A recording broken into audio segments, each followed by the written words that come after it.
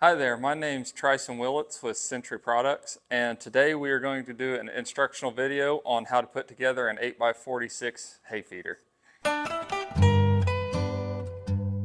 The first step to assembling your Century hay feeder is to take all the rings and lay them out in the sun so that they can regain their natural circular shape. After your rings have regained their circular shape, you can start the assembly process by laying one ring down on the floor with the Century brand facing up. From there, I personally like to lay out all my hardware by each one of the holes for the legs.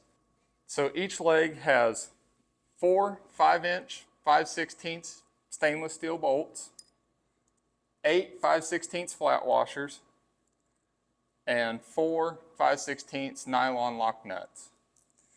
So to put the leg together, to start assembling the feeder, you'll take one bolt, put a washer on it, and then you can place it through the leg.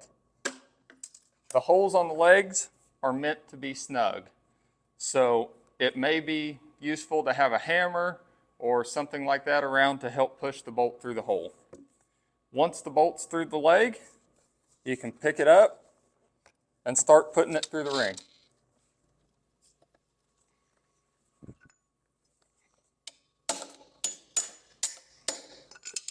And then you need to look in this hole right here. You can see that the bolt lines up with the hole.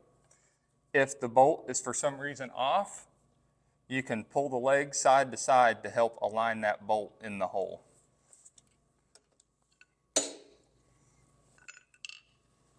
Then you put your last washer on, and then your nut.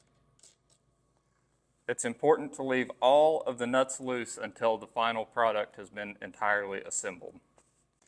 So after you have all 6 legs bolted onto the first ring and left the bolts loose, it's time to put on your second ring.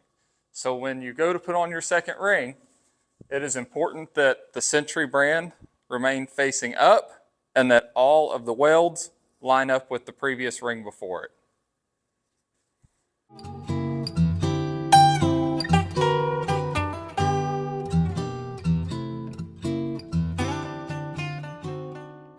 So now that the second ring is all loosely bolted into place, it's time to move on and repeat the step for ring 2, for rings 3 and 4 as well.